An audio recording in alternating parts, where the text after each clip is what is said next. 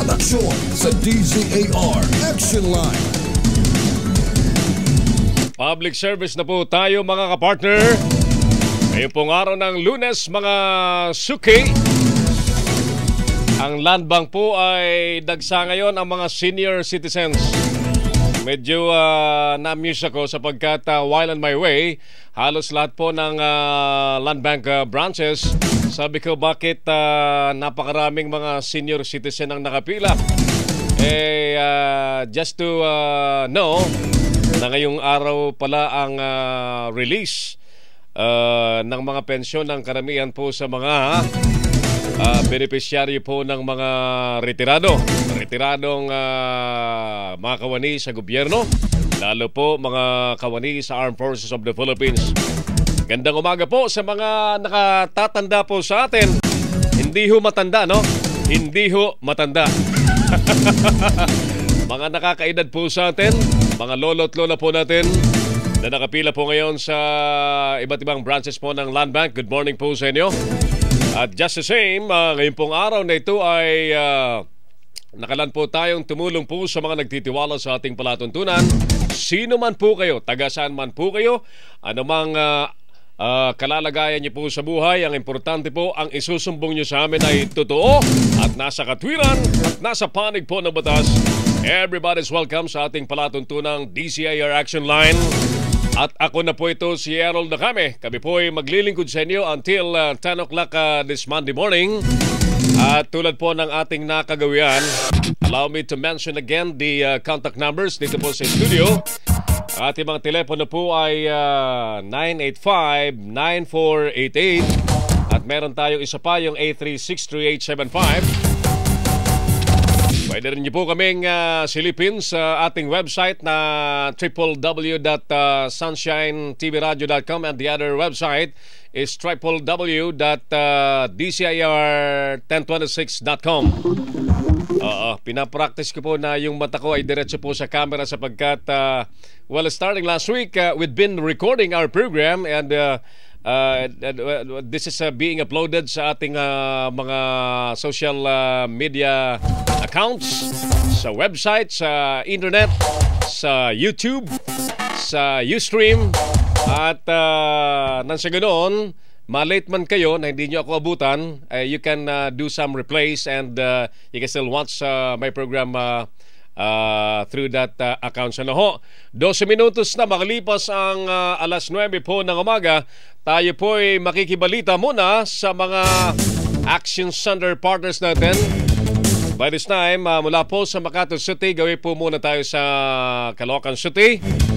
Sino na kaya ang natalaga at napagkatiwala ang maging bagong Chief of Police dyan po sa Caloocan City para marisolba ho ang super taas na crime index, crime rate dyan sa Monumento area.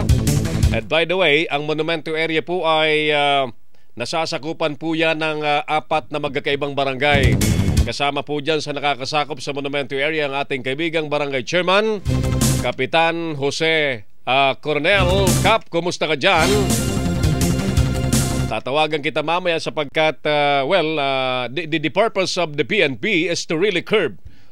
Para sawatain, pababain po ang kriminalidad sa naturang lugar at nakikita po nilang kailangang mailagay ang mas porsigido at mas aktibo pong Chief of Police ng Caloocan City at pinalitan na po yung dating COP.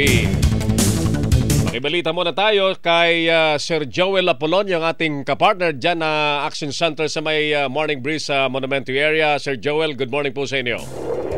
Magandang umaga po, kapartner Errol. Basta po ang Morning Breeze, Sir Joel? Mabuti naman po siya. Malinis, walang traffic, ayos. Apo, as I mentioned, ang Monumento area ay 4 na barangay nakakasakop po dyan.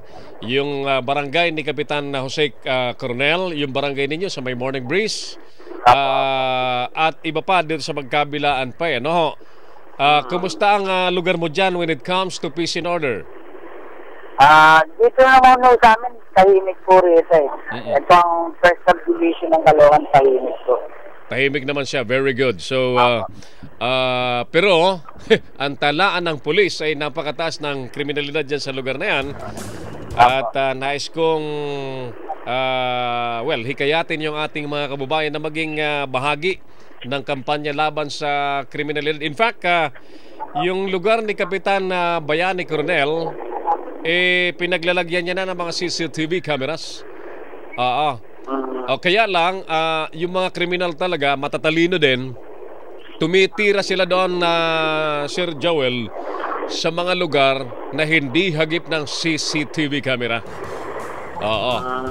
Yung iba nga, binabato yata yung CCTV camera. So, palagay ko dapat extra active yung mga barangay tanod dyan na mga barangay, ano? Opo. Sir Joel, may mga lumapit pa dyan sa ating action center na magpapatulong? Partner Errol, papunta ako mamaya sa Idol. Pag nalaman ko kung sino papalit na hepe, i-report sa inyo. Sige. But most importantly, Sir Joel, priority sa atin yung mga kababayan nating nangangailangan ng tulong, matulungan natin. Ano ho? Opo. So, sige po. Meantime, balitaan mo kami kung sino ang ipinalit na. Kasi nung isang araw pa inalis, hindi naman po pwedeng bakante yung Caloocan PNP. Salamat, Sir Joel, at good luck po sa inyo. Maraming salamat din po, Partner Errol. Sumbong at aksyon sa DZAR Action Line. Mga kapartner, yan po ang tinig ni Sir Joel Apolonio ng Grace Tour, ang ating kapartner na Action Center sa Caloocan City. Kayo po mga nakikinig sa atin, may-ari po kayo, may tindahan po kayo, o naman pong negosyong along the road at kayo po ay may puso sa pagtulong. We are inviting you na maging kasapi po sa ating DCAR Action Line, ang mas pinalawak pong public service sa buong bansa at naglalayon pong tumulong sa mga nangangailangan. Gayon pa man, mas makatutulong po tayo kung tayo po ay magkakapit-bisig, magtutulong-tulong. At yan po ang ating ginagawa. That's why we are involving our citizens by inviting you to join our Action Center group na nariyan po mismo sa inyo pong mga komunidad. 17 minutes after 9. May pampabuenas na tayo mula sa araw na ito, di ba? Yung makinig manalo promo natin, may trivia. Nasaan ba yung trivia question natin? May ako na lang ba magbibigay ng trivia? Oo. Trivia. Makinig at manalo. Yan, makinig at manalo promo. Abangan po ang ating trivia question sa araw pong ito dito sa ating palatuntunang DCIR Action Line. Pero para po dun sa ating mga listeners, paano ba lumahok sa ating itong promo natin? Of course, first and foremost, makinig ho kayo.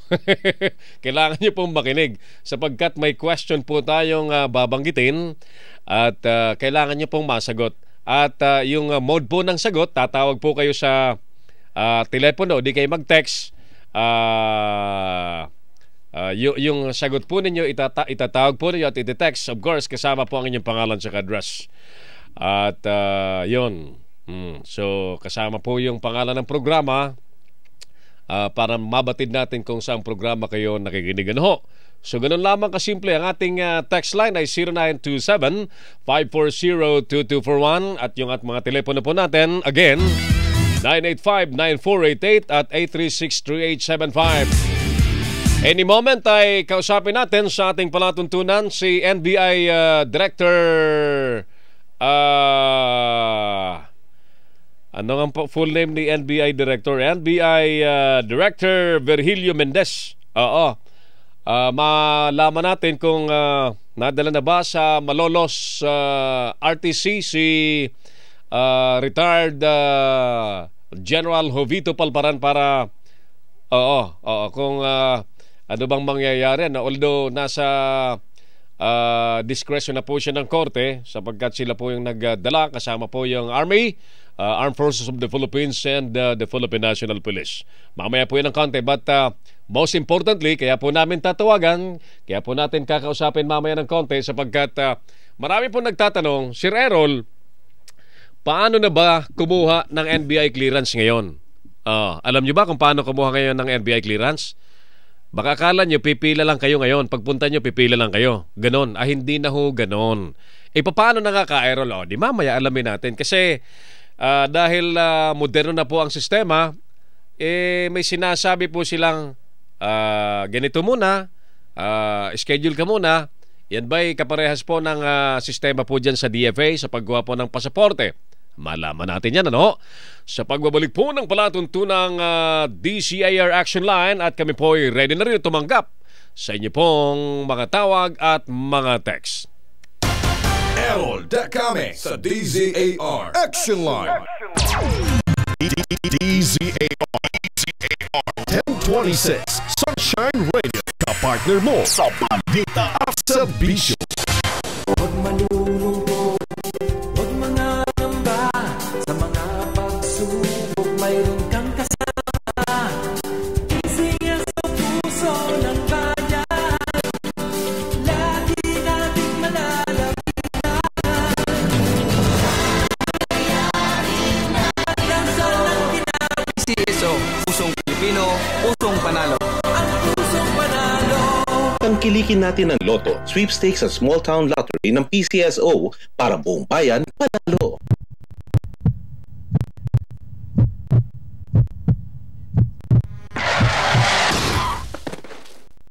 Pwedeng mangyari ang di inaasahan. Buti maasahan ka at ang SSS. Sa bawat hulog mo, mas malaki ang balik sa'yo. May sickness, maternity, disability, death, and retirement benefits ka. Kaya protektado ka at iyong pamilya. Mag-member ng SSS. Punta na sa SSS branches o sa website sss.gov.ph for details.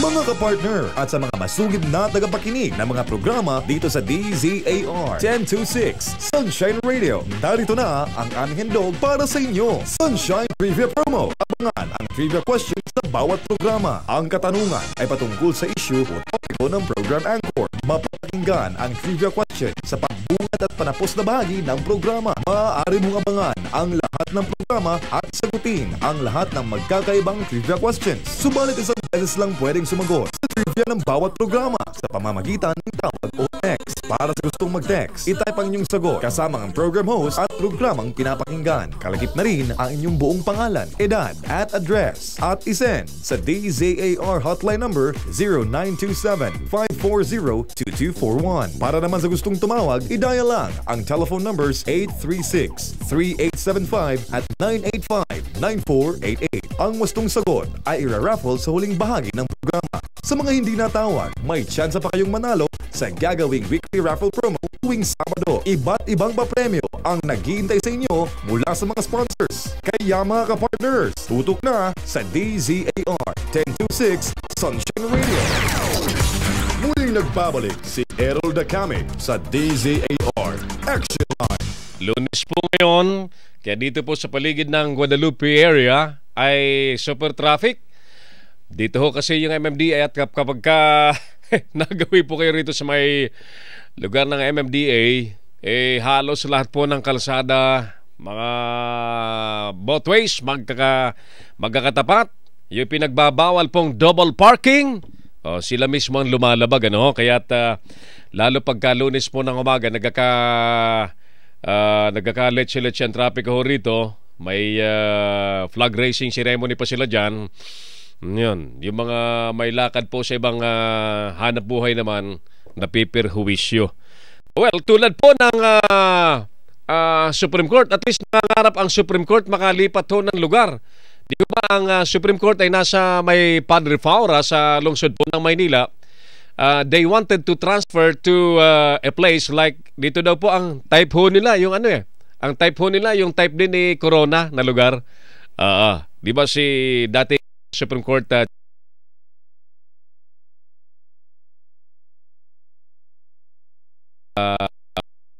City, yung dyan sa mga condominium niya, Di niya raw nabanggit yun sa kanyang salin. To my surprise, Global City rin ang nais paglipatan. Ayon kay Attorney Te, po ang Supreme Court na mula po sa Padre Faure area, sila po ay makalipat po dyan sa Bonifacio Global City dahil yung lugar panlalayan ng Supreme Court, pati na yata ng DOJ, Court of Appeals, ang nagmamay-ari pala niyan na Kakang Dani ay ang University of the Philippines. Dapat alam mo. Madaling sabi, kung may mga issue po ng squatting, pati pala Supreme Court ay nag-i-squat din sa pag-aari ng University of the Philippines. Okay, kaya ko binabanggit po ito, buti pa yung Supreme Court nangangarap na makalipat strategically kasi talagang traffic doon sa lugar na yun eh. Sana po ang MMDA naman na napakarami pong bihikulong ginagamit, maraming equipments na ginagamit, mangarap din kayo. Remember, ang MMDA po ay nasa Office of the President na dapat ay madali naman pong makapaghanap at maasikaso na mabigyan ng mas maliwalas, mas maluwag pong compound that could accommodate their various vehicles and equipments. Tulad po ng problema nila dito sa Guadalupe area na sila pa lang ang pumarada sa magkabilang sidewalks, wala na. Wala nang madaanan talaga. So sana'y makalipat din. Kasi right now, kung hindi ako nagkakamali, ito pong building ng MMDA ay private building din ho yan, kung hindi ako nagkakamali. Kung hindi ako nagkakamali, isa boss ni Dani yan. Yung mga Yabot family, di ba? Yung may-ari din ng Jacinta 2, Jacinta 1 na magkakatabi. Iba yun. Pero Yabot din. Mensyo Yabot ang yung mayor dati, ano? So hindi rin sila nagmamay-ari niyan. Meaning, strategically, parang maganda yung lugar. Kaya lang, with their various and so many equipments and vehicles, hindi talaga practical na dito sila kasi sila palang umukupa ng mga kalsada.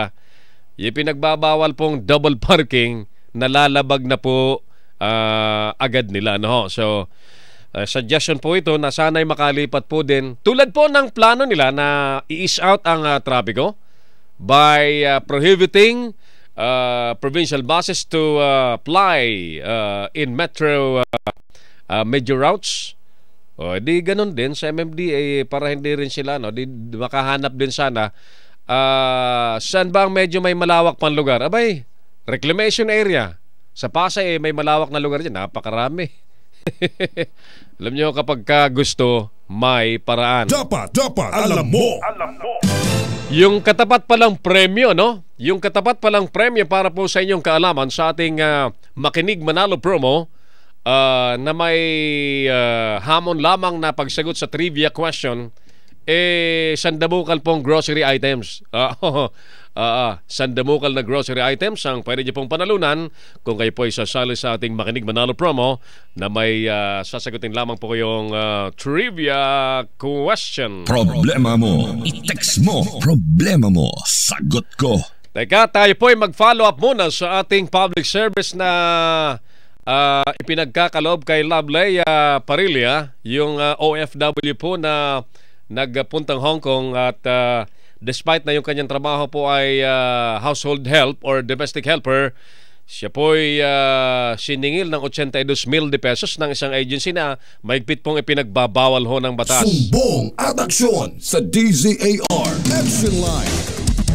Nasa linya natin si Sir Martin Reyes, ang overall secretary po ng recruitment section ng POA. Sir Martin, magandang araw po. Si Errol na kami po ito sa DZAR Action Line. Umaga, sir. Opo, regarding po dun sa complaint ni Noblea Parilla versus Abraham. Opo, ito ay binigyan ng sapat na attention ni Atty. Lusterio, yung may hawak ng case. Ano pong update? Binigyan na po siya ng schedule this coming tomorrow. Bukas. 19, 10 o'clock po.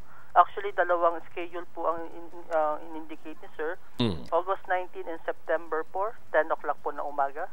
Dito po sa POA 3rd floor. So maliwanag na kung hindi magkaayos bukas, may sunod kaagad sa September 4. September 4 po. Ayan, oo. Yes, sir. Just to give an idea, doon po sa mga listeners natin, pagka may hearing po dyan sa POA na may ganitong isinangat na problema at sumbong, ano ba sir ang nagiging larawan po sa loob ng POA? Opo, kasi may procedure po kami sinusunod. So ito po dadaan sa tamang proseso. Ngayon po ito po ni-rappel under Atty. Lusterio. So patatawag both parties ng hearing, and then depende po kung ano po magiging takbo ng kaso. Opo, but first and foremost, lumabag na po ang agency sa patakarang bawal ang sumingil ng placement fee sa mga aplikanteng domestic helper. Opo, yes sir. So ito po yung under Atty. Lusterio. So doon po, tomorrow kasi ang first hearing nito. So pinadalan po namin ng notice ang both parties para umatin po ng hearing tomorrow. Oo, palagay ko ang pinaka-importanteng ma-establish dyan, totoo ba o hindi? Di ba? Kasi kung totoo yan, ay maliwanag na paglabag, di ba? Opo, yes sir. So meron talagang procedure din kami sinusunod na dadaan po to sa tamang proseso. So ito po ongoing for hearing pa lang po. So depende na lang po sa hearing officer kung ano po magiging desisyon niya. Pagka ganyan ba ang paglabag, Sir Martin? Yes sir. Ano ba ang parusa dyan? So, ang naman dito under POA kasi cancellation and administrative case lang po ang kayang under the POA rules po. Ay, di kaya pala madali silang nagpalit lamang sir ng pangalan, no? Opo. Dati po kasi silang Trends International. Opo. So, ngayon under Abraham na po ang kanilang panibagong name ng agency. Dapat to may patakaran tayo dyan sa pagpapalit ng pangalan, sir. Kasi if they commit violations, yes, sir, similar to that, they will simply change their name. Yes, sir. Parang they feel they avoided already the law, no? Yes, sir. So para bagan tayong mamamayan pati na ang gobyerno, sinisircumvent lang ng mga agency na ganyan ng estilo, no? Yes, sir. Oo. Opo. Kasi ito kasi under ng licensing. So yung sa aming section is yung mga kaso na po ng mga OFW po. So ang under po ng licensing po may handle nun sa regarding po sa ng agency. Dapat yung mga may kasong ganyan, hindi na basta-basta hinahayaang magpalito ng pangalan na Sir Martin, di ba? Yes, sir. So may mga naman po kami na meron naman po mga taong nito sa licensing branch kung ano po yung mga tamang procedure regarding po sa mga agency. Kasi it defeats the purpose, obviously. Kaya ninyo kinakansila para hindi na makakagawa pa ng ganang problema, di ba? But if you also allow to be in the business again by using other names, di tuloy ligaya nila, Sir Martin. Opo, kaya lang kasi ang kasi doon ganung matter po ang licensing branch po as lang po talaga yung procedure namin. Sana makakaya ng licensing at magkaroon sila ng mas mahigpit na patakaran dyan kasi nakikita ko kung yan ay mapapayagan na tuloy-tuloy ang ganyan, magkakasala, magpapalit ng pangalan, papayagan naman ng POA, well, purpose ng penalidad ay nadidefeat. Opo, yun lang po. Kaya lang kasi sir, ito po kasi may tamang procedure po kami dito under POA na dadaan po ito sa tamang proseso. O kaya nga ho. So para bagang dahil sa malambot na yan na patakaran ng POA, ay nasasamantala tayo ng mga mapagsamantala din ng mga agency, Sir Martin. Hindi po ninyo ito kasalanan, kasi actually, ito po ang amin naman pong administrator, meron naman mahigpit din po sa mga so, may mga rin po siya na mga agency na napasarap po talaga. Kaya lang pag nasara nga at magre-rehistro ulit sa ibang pangalan at napayagan with the same people behind, yan po ang sinasabi ko na dapat maging mahigpit po dyan. Yes sir, kaya lang po kasi licensing branch na po ang licensing branch ang dapat magising dyan sa sitwasyon na yan. Kasi sila po so Sir Martin, let's get back to Lablayas schedule. Yung kanyang kaso ay ididinig bukas, didinggin bukas 10 o'clock ba? First hearing tomorrow sa opisina ni Attorney Lusterio. Ayan, oo. Apo. Sir Martin, makikibalita kami bukas ulit, ha? Apo, sir. Oo, just in case, kami po naghahangad lamang na ito po'y maresolba na kagad. Apo, sir. Sapagkat bigyan lamang kita ng ilang impormasyon. Apo, sir. Si Lableya ay siya yung breadwinner at yung kanyang tatay ay nakakonfine ngayon sa ospital. Apo, sir. Na inaasahan niya na yung may babalik sanang pera ay magagamit niya sa pagpapa-hospital ng kanyang tatay. Apo, sir. Salamat, Sir Martin. Okay po, sir. Magandang Good luck po sa inyong trabaho. Sir Martin Reyes, ang overall secretary po ng recruitment section ng Philippine Overseas Employment Administration or POEA. Sumbong at aksyon sa DZAR Action Line. Areglado! Tuloy tayo sa ating palatuntunan. Ito na yung ating makinig manalo trivia question. Sino? ito mas madali ito para mas madali na tayong makapagbigay ng premyo. Sino po ang incumbent administrator ho ng Philippine Overseas Employment Administration? Ayan. Kung alam niyo po ang sagot, ay tawag na po kayo sa 985-9488 at 836-3875 or you may text your answer sa 0927-540-2241. Sa pagtitext po ninyo, sagot muna, pangalan at address. Pangalan at address muna yung inyong sagot at yung programa. No? Halimbawa, Ian Veneracion. Yung kanyang sagot ay Achuchuchu. Ayan.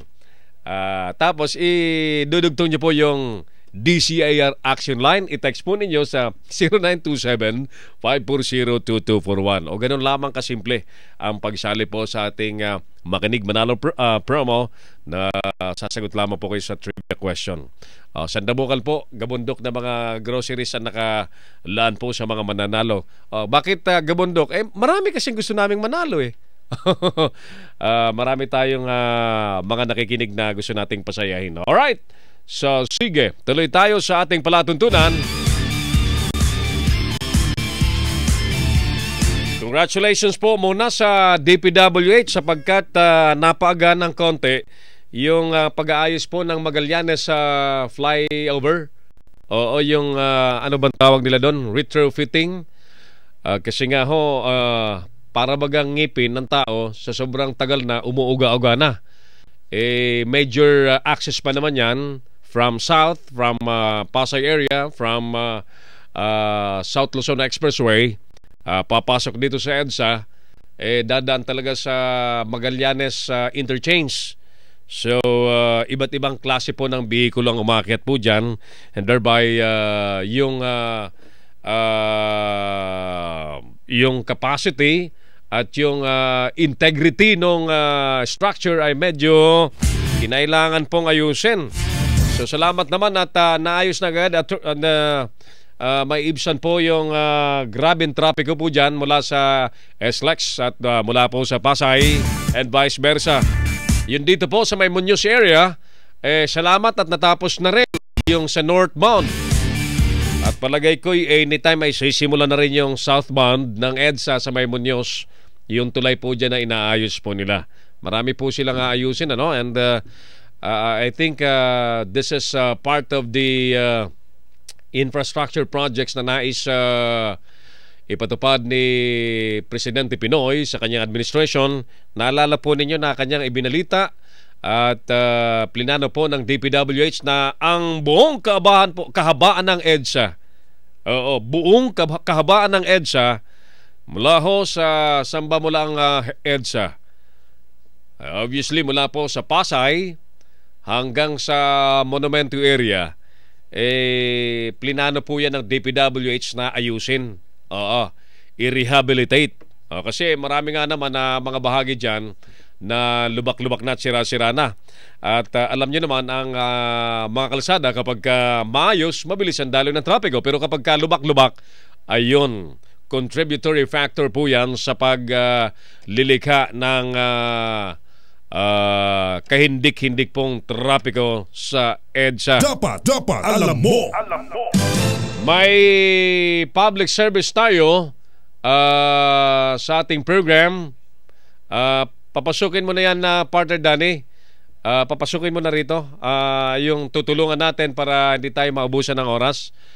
Habang siyempre alam nyo dito sa ating programa ay kapag ka may nagtiwala po rito, tinitiyak natin na talagang matutulungan at may follow-up din po tayo doon sa tinutulungan nating mga na-aksidenteng nakamotorsiklo na the other day ay nagkaharap-harap po dito yung kumpanya po ng Decent Farm, yung insurance company at being supervised also by the Insurance Commission at dito po nag-usap-usap sa ating programa and ayos naman yung naging usapan.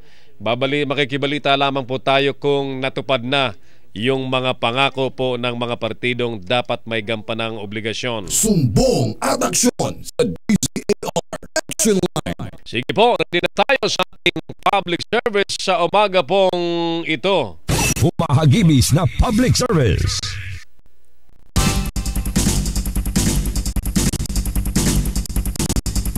Sumbong at aksyon sa DZAR Action Line.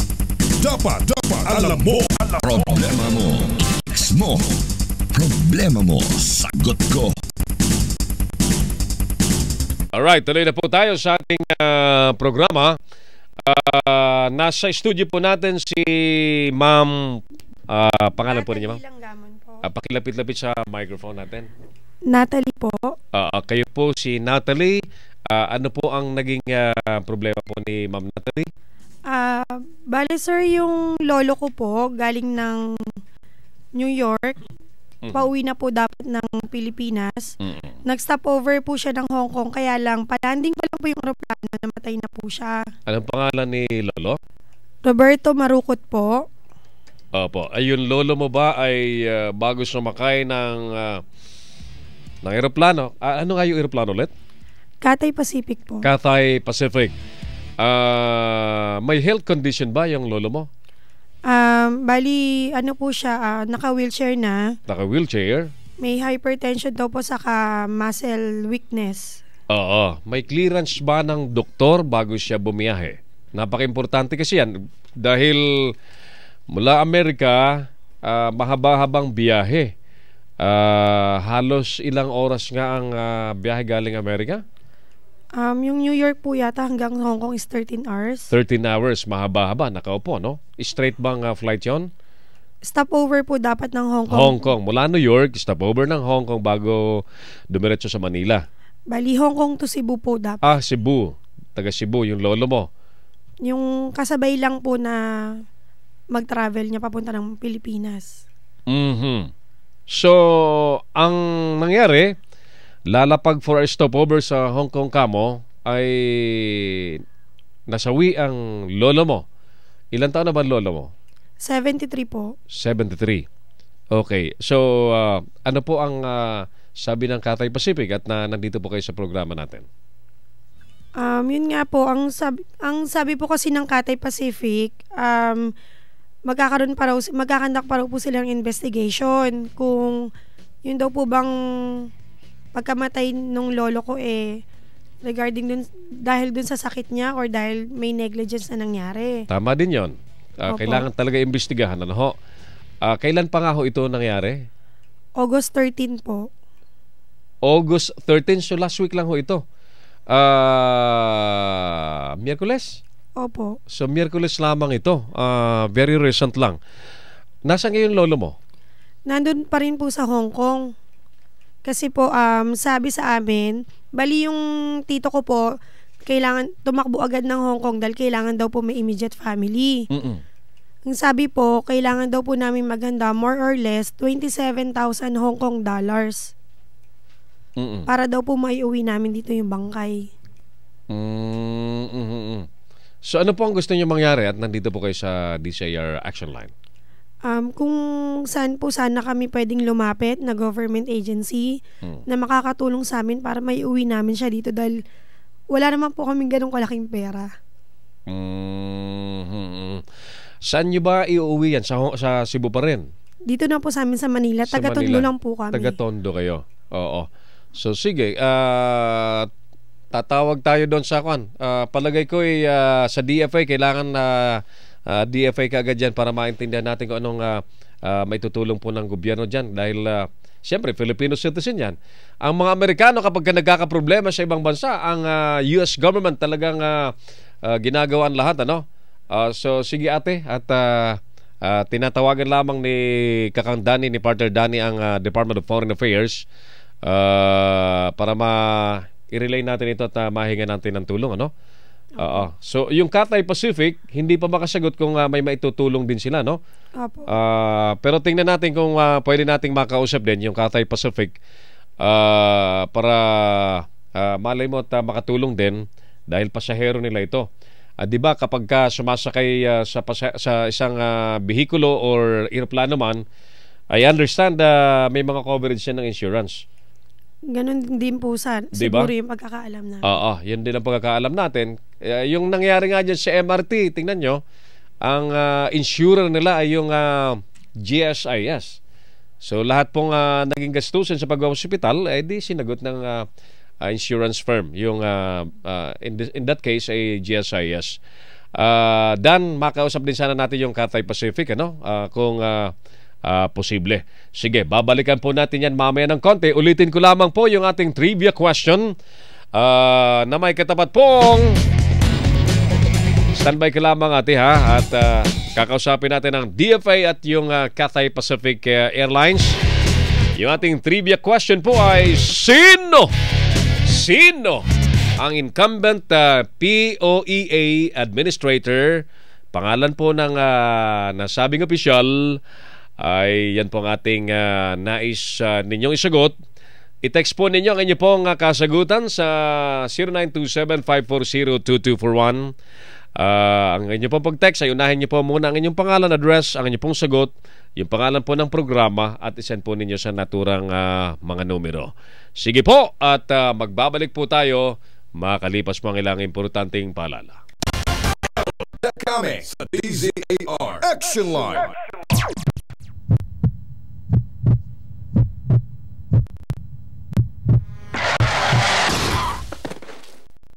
Pwedeng mangyari ang di inaasahan. Buti maasahan ka at ang SSS. Sa bawat hulog mo, mas malaki ang balik sa'yo. May sickness, maternity, disability, death, and retirement benefits ka, kaya protektado ka at iyong pamilya. Mag-member ng SSS. Punta na sa SSS branches o sa website sss.gov.ph for details. Huwag malulungkot, huwag mangangamba sa mga pagsubok, mayroon kang kasama.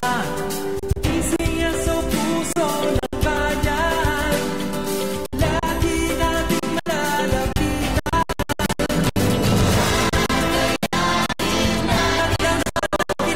PCSO, pusong Pilipino, pusong panalo. Tangkilikin natin ang Lotto, Sweepstakes at Small Town Lottery ng PCSO para buong bayan panalo.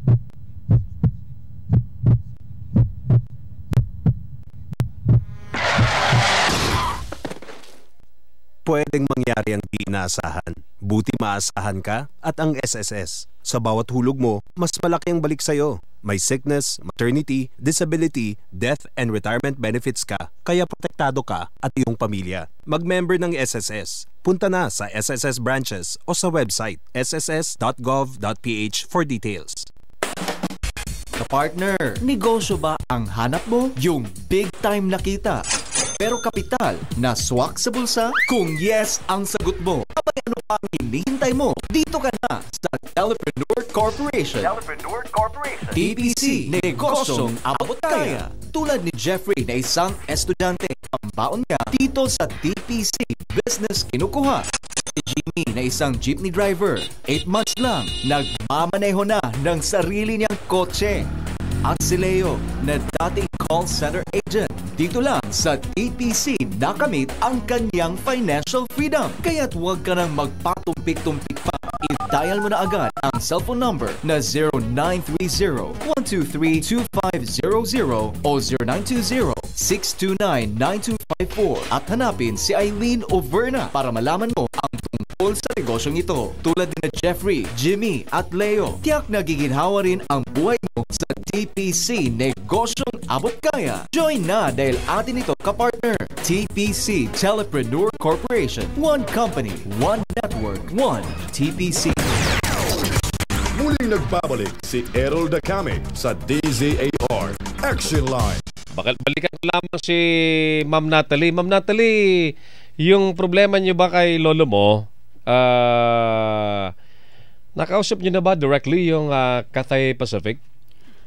Sir, nung pumunta po kami dito sa Cathay Pacific ng Terminal 1, wala pa po silang masyadong, hindi pa po nila masagot sa amin. May nakausap kayong taga Cathay Pacific? May nakausap po, pero sabi nila dapat daw po yung ganun sa head office.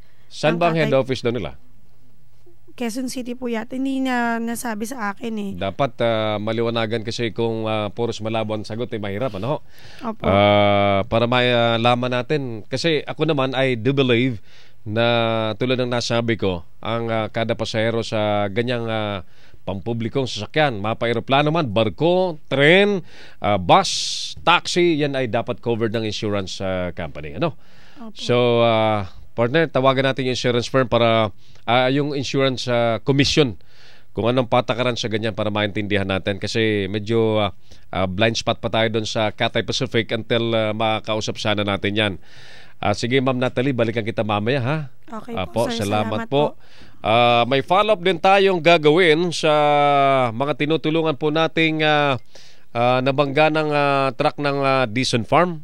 Dito ulit sila sa ating program para i-update din natin yung kanilang settlement kasi narinig nyo naman na dito po sa programa natin yung lahat ng partidong involved ay nagkausap na po sila. They agreed na they will go to a settlement para yung mga nagastos at pag-ayos ng motorsiklo ng mga biktima ay magawa na kaagad ayon po sa kanilang dapat panagutan. Ano?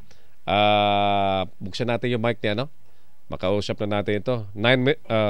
Mauubos yung oras natin. Ayan, punditin natin sa pakisuot sir, pakisuot mo yung headphone mo tang magkaranigan tayo. Ayan. Yung Dizon Farm ho ano po yan, supplier ng gulay tsaka mga prutaso sa mga mall, sa SM supermarket. Oo. Kilala po yan at malaking kumpanya po yan. Good morning, sir. Good morning po, sir. Ano nga po ulit yung pangalan nyo? Adrian Cartagena po. Si Adrian Cartagena, one of the yung tatlong na biktima. Adrian, ano bang status ng usapan ninyo sa settlement? Well, nakausap ko po sila. Kanina nag-text po ako sa Ricky. Si Ricky po yung sa Dizon Farm. Sa Dizon Farm. Tama. Ngayon po, ang sabi niya, i-text ko po daw si Danny. Sabi yung Danny po sa insurance. Ngayon po, nung sabi ko kay Sir Ricky, bago ang lahat, sir, di ba ang usapan natin may i-comply lang kayong papel? Opo. Na-comply na? Opo. Okay. So, nung i-comply ninyo, anong advice ni Danny? Sir, ayun nga po, ino-operan po kami ng cash na 43,000. Kada isa? Sa akin po 43, yung sa isang kasama ko po is 42,000. Ganon din po yung sa pareha sila ng presyo. Ngayon po, ang nakalagay po talaga sa estimate ng Yamaha sa Y-Zone sa motor mo is 50 something. Oo. Ngayon po inoperang kami, nakasabi ko hindi po kami papayag ng ganyan kasi po lugi naman po talaga kami sa Di ba ang usapan natin doon kasi 100,000 yung coverage ng ng insurance kung i-divide sa, di ba kahit hindi ko lang maintindihan kung 100,000 kada isa. Hindi po. Bali po sa tatlo na. Opo. So parang hanggang doon. Di ba usapan natin kung magkano man ang kulang, sasagutin ng Dizon Farm. Oo. So bakit na-stall tayo ng usapan? Palagay ko kung magkano ang kulang, sagutin na yan nila Ricky. Opo. Para wala nang problema at kayo naman ay makamove on na rin. Opo. Oo. Dapat ganun, di ba? Oo. So ano ang konyo? Yun yung latest na ino-offer ka ng 43,000. Dan, baka pwedeng makausap si Ricky ulit ng Decent Farm. Makisuyo nga para matapos na ito. Mabilisan lang. Ang sinasagot, official ba yung offer na yon or ano ba yon? Through phone lang? Through phone lang po. Sinabi na yun ang ano ba yun, offer o nakikipag-negotiate? Tinatawaran po kami ng ganun po 43,000. So ang sabi sa iyo hanggang 43,000 sila. Opo. Oo. So kung magkano yung actual na damage? Is 50,000. Bali po. So 7,000 mahigit ang kulang na lang. Palagay ko mga ilan sakong gulay yan, tapos na yan. Hindi, bali po Sir Errol. Nakapag po kami sa kanila, sabi ko, Sir is 60, sige po, labas na po lahat yung sa motor po. Yun naman po hindi namin, sabat lang po talaga yun na kasi sa akin po talaga, nakasetup na rin po talaga yung motor ko kasi. So para wala na pong usapan na yung 60,000, yun na po yung lahat. Yung 60,000 ba, yun ang sinumitin nyo na papel? Wala pa bali lang po sa usapan lang po sa phone kasi akala ko ba sila canvas? Oo nga po. Tapos sila, yung lumabas 43,000. Sabi ko, hindi po kami papayag diyan. Kaya nga kung tutuhan ng 60,000 naman yung, pero ang tingin mo talaga nga 60,000 yung mo. Opo. Oo. Tapos sa'yo sir, ilan ba yung actual mo? Kasi po yung sinabi po namin. Dito ka sa Bali sir, yung sinabi po namin 60. Oo. Ano na po yun? Sa inyong tatlo? Hindi po, bali sa kanya. 60 tsaka 60 sabi namin. 60. Ganun na lang ang gagawing offer. Kasi para ang mangyari, yung konti, mag-aabono pa rin ho kami Kasi kung babayaran ho kami ng 42, 43, napakalaki ho ng abon namin. Kasi nuhulugan pa ho yung motor, magdadalawang buwan na. Di ba may usapan nga doon? Opo. Kaya nga pong namin, labas na po lahat, bigyan nyo kami ng 60, kami na bahala sa motor. Basta yung usapan sa motor, sa 60,000, kung bibigyan nyo kami, tapos na ang usapan sa motor. Kaso nga lang, yung sa medical ko po na tulad nung 2-3, siyempre, sariling bulsa ho namin nang galing yun hindi mo sinama doon sa computation mo. Pwede ba bali, sa kanila na po yung form nun yung mga medical ko, ito nga po yung mga kopya ko. So, ibig sabihin, lahat ng supporting document, na-comply nyo na. Oo. So, ang yung 60,000 na sinasabi nyo ay okay na doon. Opo. Basta ako ang naalala ko, ang usapan natin, kung hindi abutin doon sa insurance coverage, dapat sasagutin nila Ricky. Di ba? Oo, kasi po ang nangyayari. Nag-usap na ba kayo ni Ricky? Kanina ulit? Po. Ngayon po, ang text po sa akin, okay na daw po yung 60. Ngayon, sabi niya, hintayin niyo yung kasi, mga tawag ni Danny. Sabi ko, sir, hindi nga po sumasagot. Ngayon, nakailang text na po rin ako. Kaya dumaratyo na po kami para malinaw na maging rin po kayo sa usapan. Oo, sige. 5 minuto po bago sumapit ang ating oras. Ano ito? Ang mga sagot ito sa ating makinig manalo. Pakihabol muna si Sir Ricky ng Decent Farm para maliwanag na kung ang sinasagot ng insurance firm ay ganun lang 43,000 para maintindihan niya na may babalikatin siyang yung kakulangan. Oo. Ganun naman yung usapan natin kasi kung liligtas siya doon na hindi, limited lang. Hindi pwede yun. Na limited lang doon sa insurance coverage. Sila kaya din ang lumagay sa kalalagayan ninyo. Na kayo ang may truck at silang mababangga. Kaya nga po Tul Edmond. Okay. Sige, kumusta ka Engineer Edmond Dakuya dyan sa Saint Holy Spirit Commonwealth Avenue. Nakikinig daw sila. Kinukuha po sa baba yung number yung public service kasi natin, public service department ay nandun po sa second floor, yung mga records natin nandun. Di bale, kung hindi natin makausap on air, kausapin natin off air, Ganoon naman tayo dito sa ating public service, on and off mic, a way of life na po natin yung ating public service. Saglit namang mga sumagot sa ating Makinig Manalo promo. Ang sagot po ni Mario Cabrera ng Valenzuela City, Martin Reyes. Nako, si Martin Reyes ay overall secretary lamang yun. Ang tinatanong ko, sino ang incumbent Administrator ng Philippine Overseas Employment Administration. Sagot number 2 ni Sharon Pihenya ng Tondo, Manila. Martin Reyes, mali. Number 3, Ramil Conos ng Bacoor, Cavite. Sagot niya ay POEA Administrator Hans Leo J. Kakdak. Number 4, caller and texter mula kay Siglen Baltasar ng Bonnie Avenue, Mandaluyong City. Ang sagot niya, Hans Leo J. Kakdak. Texter number 5, si Jerome ng Muntinlupa City, Hans Leo Kakdak.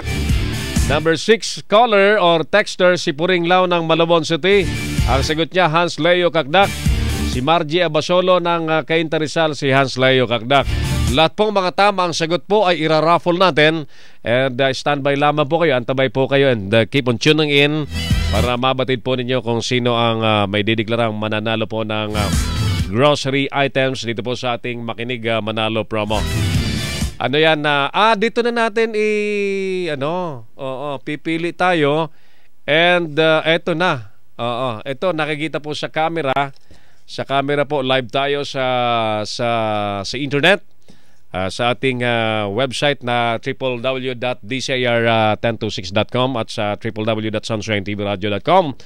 And may drum rolling ba tayo dyan sa yan ang gusto ko sa iyo. And the winner is, wow, meron tayong winner sa araw pong ito, si Glenn M. Baltasar ng Bonnie Avenue, Mandaluyong City. Ang kanyang sagot po ay Hans Leo Kakdak. Mga sir, tatawagan natin si Ricky at si Danny, ha? At Sir, Ma'am Natalie, tatawagan natin. Mabilis lang kasi ang oras natin sa programa. Tatawagan natin yung DFA at yung Insurance Commission at yung Cathay Pacific para mailatag natin kung paano gagawin, matulungan yung lolo mo. Ma'am Natalie, salamat po. Thank you. At magandang araw po sa mga taga Tondo, Maynila. Well, mabilis po ang oras po natin sa DCAR Action Line. Salamat po sa inyong lahat. Salamat po sa ating sponsors, ang PCSO at ang Social Security System. At sa ngalan po ng ating mga piloto, si Mar, si Ian at si Delphine. Bukas. David. David, yun. David. At sa ngalan po ng ating mahal na Pastor Apollo si Kibuloy. Isang flash report po na flash report. Sunshine Radio Flash Report. May isang granada daw na sumabog sa Top Avenue, malapit din sa Pedro Hill. Papasukin na natin si Michael Monte. Yes, Mike. Yes, kapatid, tako'y patakbo na. Malapit na dito mismo sa pinangyarihan na kung sa isang granada naman ang hinihagis. Yan mismo sa may Top Avenue, patulungan naman ng Pedro Hill na kung saan ay may mga sugatan na. Sa ating pagbabalik ang buong detalye. Sunshine Radio Flash Report. Antabayanan po ninyo ang detalye sa flash report na yan. Ulitin natin, granada sumabog daw sa Top Avenue sa may Pedro Hill. Dyan yan sa Maynila area. Malapit po yan sa PGH. Sa PGH, Philippine General Hospital area. Sige po, standby po kayo. Samantala, paalam na po muna tayo. Sa ngalan po ng ating mahal na Pastor Apollo C. Kibuloy. Ako po ang inyong action man, si Errol na kami. Mananatiling inyo pong kakampi. Errol Takame sa DZAR Action Line. Sumainyo ang isa na namang paglilingkod bayan ng DZAR Action Line. Abangan muli bukas. Maraming salamat sa inyong pagtangkilik at pagsubaybay.